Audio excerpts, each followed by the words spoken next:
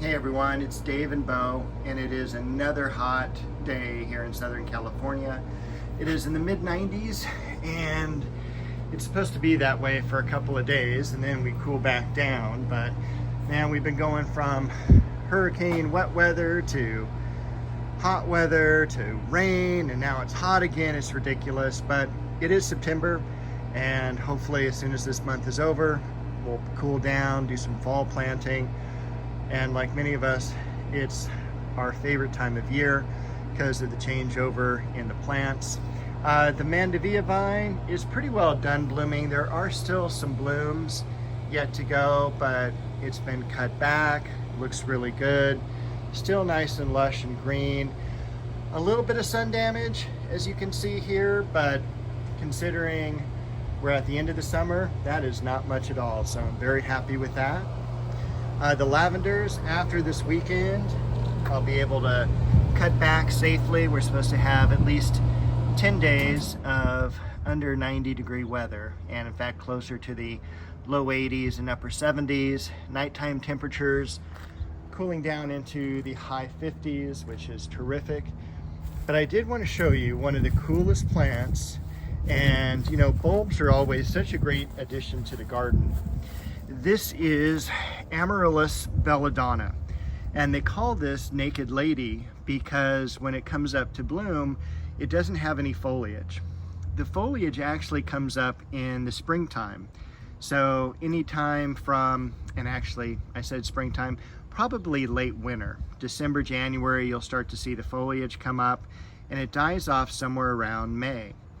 And then in August and September, you have these wonderful bulb spikes coming up. And you can kind of see this one's like 2 together with about 7 or 8 blossoms, even more, because we've got another spike up above. And you can kind of see how kind of snake-like they are. And again, no foliage at all. It just comes right out of the ground. So it is kind of a late summer surprise. And it's also really cool just to, you know, to have these.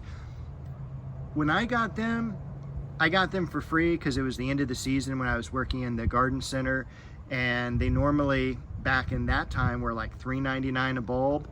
I'm sure they're probably anywhere from $7 to $10 a bulb today, and that may still be a year or two away from blooming. So these do naturalize in the gardens here, at least in Southern California, and they are drought tolerant. So it's a great bulb to put underneath trees that don't get watered very much or in low water use landscapes.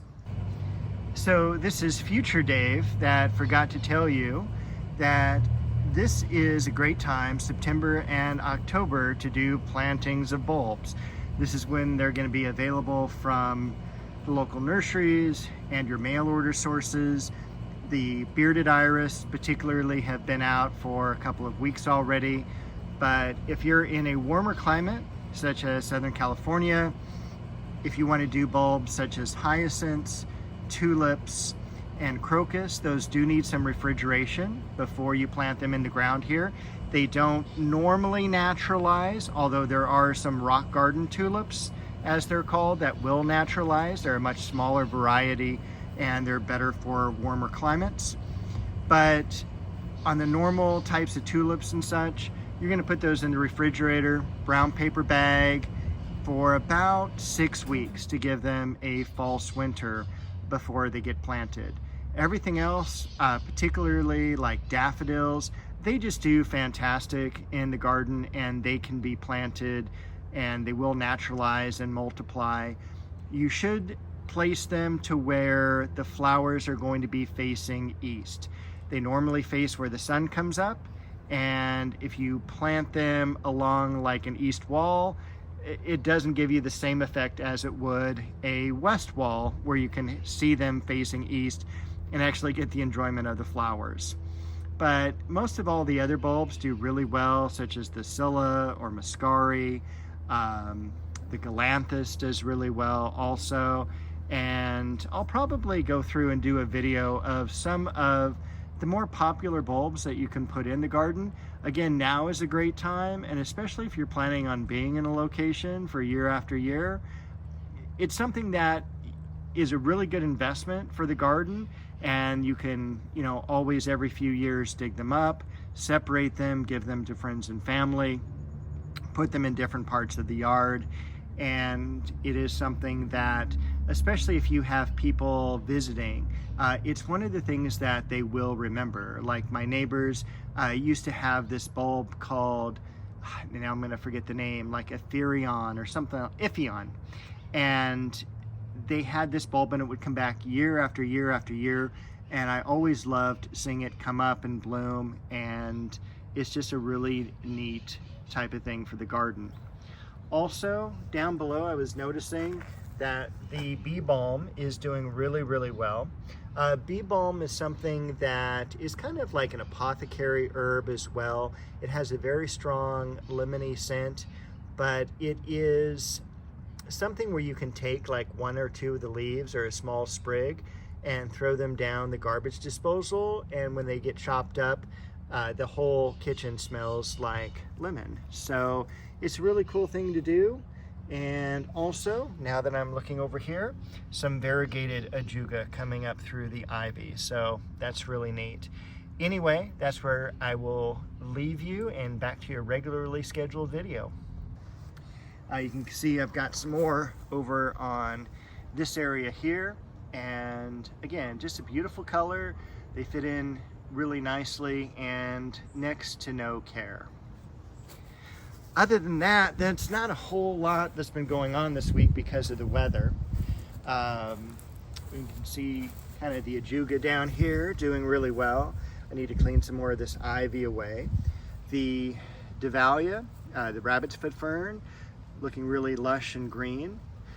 This plant back here is actually a plant that one of my friends gave to me as a cutting many, many years ago.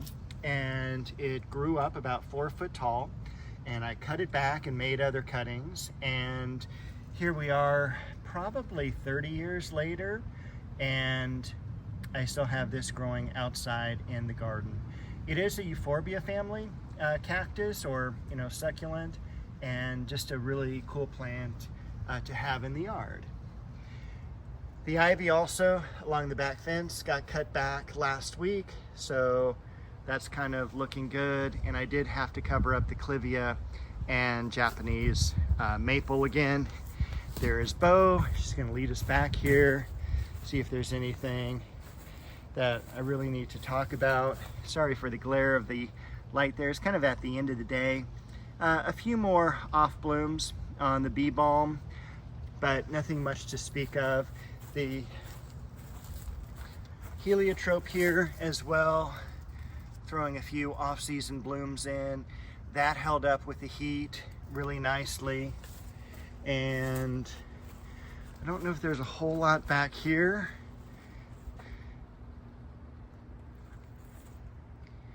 To mention. We'll take a quick look at the rose garden. I was kind of sad because I looked at some videos from earlier in the year, and there were so many plants and how they're all hidden by all the tall weeds that are growing up. Everything's looking pretty good here in the nursery. I do have some possums at night. They love to run through and knock everything over. I think it's a game for them, but I just come back and pick up everything. It's Amarylis, or monkey flower, which never got into the ground this year, and we do have another delphinium coming up. We'll take a look at the Tabernae montana here. We've got a dead apple branch here. These are looking like they're going to open any day now, and I'm excited to see if these are fragrant or not. If you saw my last video, I told you it kind of looks like a plumeria flower. So it is white. I don't know of any varieties other than that, but it's very exciting to see.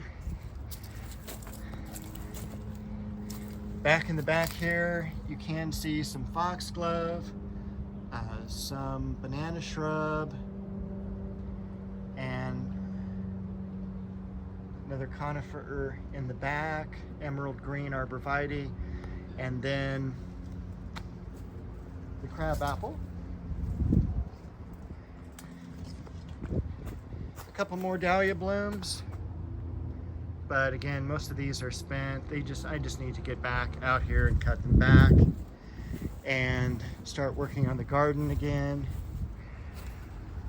School started, so I'm spending most of my time actually working and grading and doing things like that.